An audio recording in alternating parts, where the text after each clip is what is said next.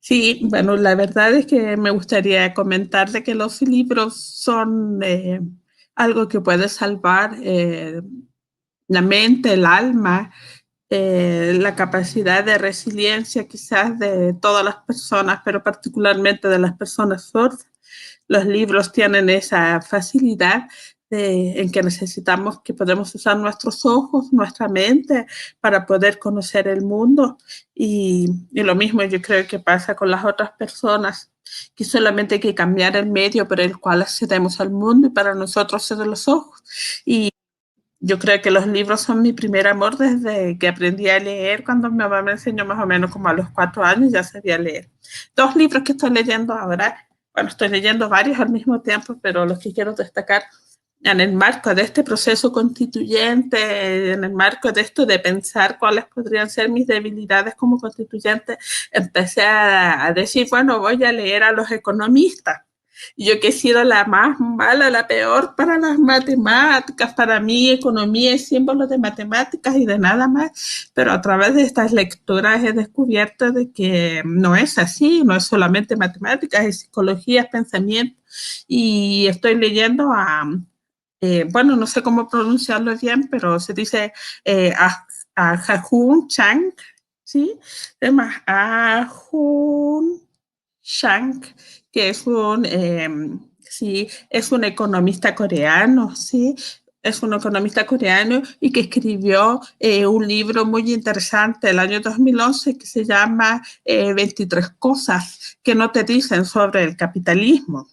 Y lo bueno es que él tiene que lo escribe de tal manera para que los dummies como uno, estos principiantes como uno, que no cachamos mucho de economía, podamos aprender un poquito de la economía del capitalismo, cómo funciona. Y yo lo encuentro sumamente interesante porque él hace un llamado a las personas, a los ciudadanos, a ser ciudadanos económicos activos.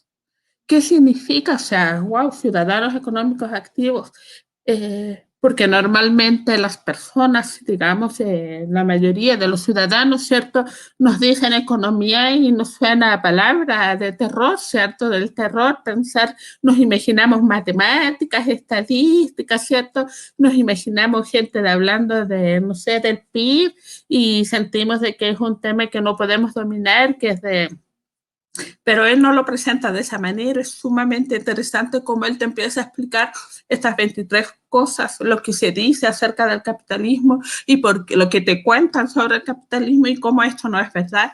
Yo he concluido de que él hace un replanteo del rol del Estado. Él nos enseña de qué manera el Estado se ha visto, digamos, defendiendo una teoría, a saber, el capitalismo, que en realidad en los últimos 30 años, no solamente en Chile, sino a nivel mundial, ha demostrado que más ha servido para más crisis económicas, más, digamos, esta desigualdad de la que todos conversamos, ¿cierto? Esta brecha que existe entre las personas.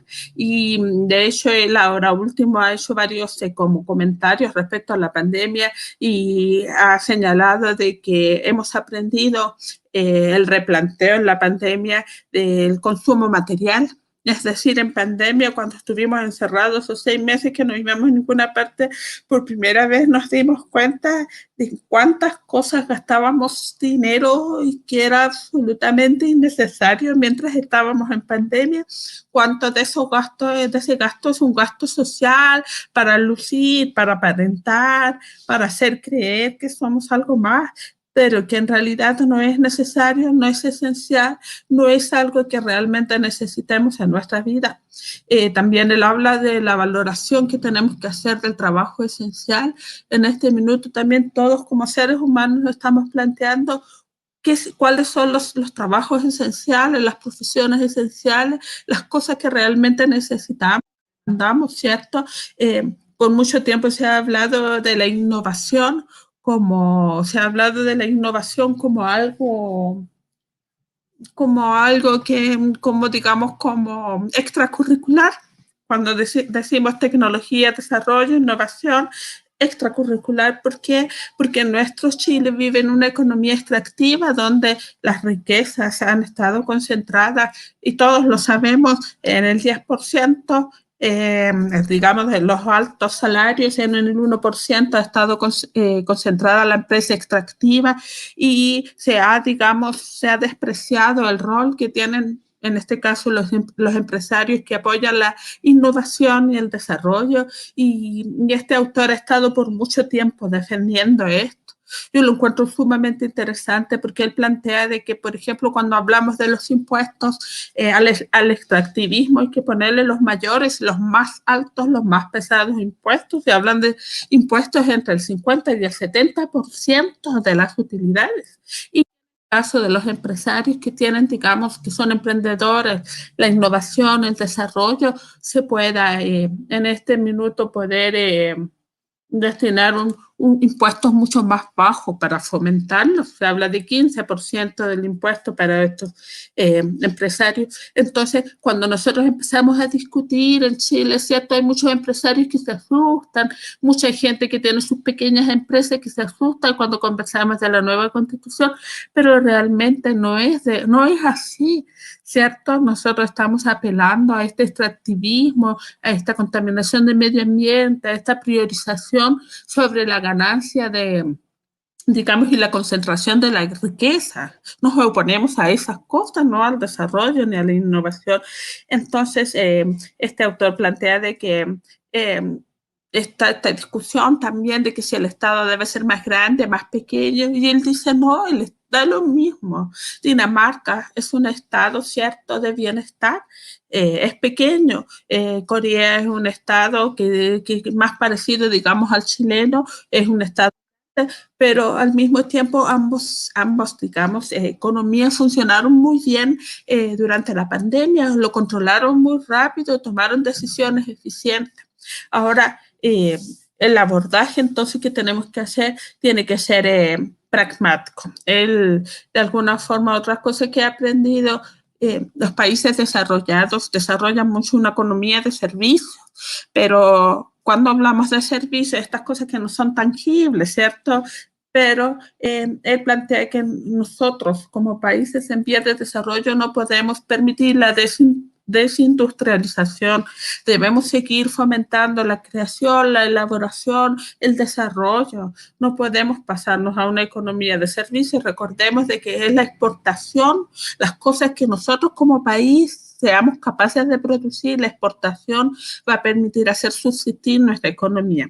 ¿Por qué te digo eso? Porque acá en el norte, por ejemplo, está de moda todo este tema del litio, del extractivismo, de que es la energía limpia del siglo XXI. Sin embargo, el extractivismo que se está viviendo aquí en la zona norte está perjudicando el medio ambiente. Estábamos conversando de que está, digamos, tú sabías que, por ejemplo, para explicarlo de una manera sencilla, para extraer este litio se pierde el 95% de las aguas que hay en los salares. Se pierde, desaparece. Estas aguas no alcanzan a reponerse tampoco, porque recuerda que en el desierto no tenemos el nivel de lluvias, de precipitaciones como se podrían ver en el sur. Entonces, todas estas cosas nos han mostrado de que las empresas, por priorizar este extractivismo, están dañando nuestro medio ambiente. Y lo que nosotros necesitamos, según autores como Chang, es no solamente extraer, sino que extraer con tecnologías que no dañan el medio ambiente. ¿Cómo hacemos para extraer esto sin terminar con el agua, sin agotar el agua en pleno desierto, en el pleno desierto más árido, en un lugar donde ya de por sí tenemos problemas por la escasez del agua? Es decir, bueno, hagamos esta industria, hagámosla porque es energía limpia, pero no puede ser a costa de dañar el medio ambiente. Y el otro tema, lo que te decía recién de la industrialización, tiene que ver con el tema de si extraemos el litio, tenemos que nosotros hacer la industria, fabricar las baterías aquí mismo. O sea, a nosotros nos sacan, que este colonialismo económico sigue persistiendo, en donde para los países más ricos solamente somos una fuente a quien quitarles las cosas, pero no para crear industria, no para crear las empresas aquí mismo en nuestro país. Y eso es lo que falta acá, eso es lo que falta instalar. Y son varias cosas súper interesantes, interesantísimo este autor. Bueno, y el otro autor es otro premio Nobel, ¿ya? Se llama Daniel Kahneman. Escribió un libro que se llama Pensar lento, pensar rápido.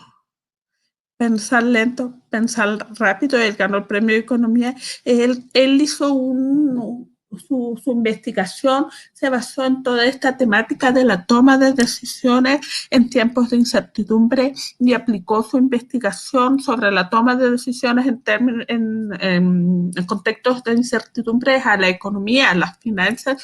Y muchas veces nosotros creímos muchas veces que la gente decidía en base a probabilidades, que es lo que más probablemente va a decidir una persona en una situación determinada. Pero yo te cuento claramente que eso no es así. Él demostró de que en realidad la gente en la toma de decisiones en tiempos de incertidumbre tienen atajos heurísticos que no siempre son racionales. Por ejemplo, un ejemplo clásico de atajo heurístico es decir, que la persona prefiere, tiene más aversión a la pérdida que a la ganancia. Por lo tanto, cuando invierte o cuando hace su ahorro, hace el ahorro para no perder 100 pesos antes de ahorrar para ganar 100.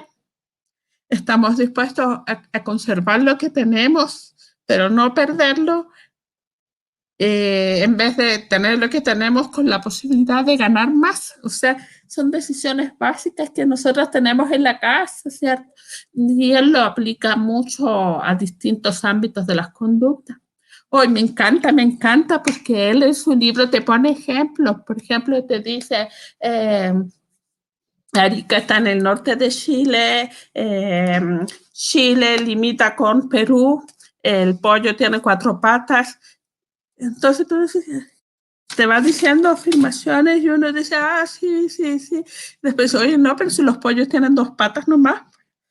O sea, como que empieza a jugar contigo, te empieza a poner ejemplos para... Eso es lo interesante de su libro. Yo lo recomendaría totalmente. Es un libro así gordo, pero todas como su teoría las plantea desde el punto de vista de los ejemplos. Y yo creo que eso también aplica mucho a este proceso constituyente. Yo les pregunto a ustedes, ¿qué es lo que hace que la gente cree que alguien sea un buen candidato? Tenemos más de 1.300 candidatos a la constituyente. Imagínate si quisiéramos decir, bueno, no conozco a ninguno, pongámosle el caso que no conozco a ninguno y empiezo a mirarlos uno por uno en sus páginas de Facebook, por ejemplo. ¿Qué va a hacer que tú lo recuerdes? ¿Qué va a hacer que tú crees que es algo increíble? Porque yo puedo decir, soy abogada constitucionalista, pero hay como 100 que son abogados constitucionalistas. Bueno, yo soy, no sé, pues yo quiero luchar por la salud, la educación y la vivienda, pero todos dicen lo mismo. Bueno, no, pero es que yo también soy del poder feminista, por lo menos la mitad somos mujeres feministas. Entonces, como que de alguna manera, como estoy metida en todo este proceso constituyente, estoy pensando, ¿qué es lo que quieren las personas? Una persona cuando mira a un candidato, ¿qué busca? ¿Qué es lo que le impacta? ¿Qué es lo que hace que su, de algo, que le hace ese clic en su mente, quizás en su corazón, no sé, que le diga, oh no, yo voy a votar por esta persona, me identifico por esta persona. Y es interesante este tema de la psicología. Nuestros votantes quieren arriesgarse a apostar por las caras nuevas o prefieren ser conservadores, no perder y seguir apostando a los mismos de siempre. Yo sé que suena eslogan político, pero de verdad es que nos tiene que ayudar como a pensar. Y para mí es muy interesante esto también porque estamos hablando de ser una candidata sorda, calameña, mujer, que hemos trabajado en el mundo de la discapacidad. Alberto me conoce, yo lo conozco a Alberto, pero las señoras, muchas señoras aquí en Calama a lo mejor van a decir, ¿y ella quién es? porque nos movemos en mundos distintos, en luchas distintas, en activismos distintos, ¿cierto?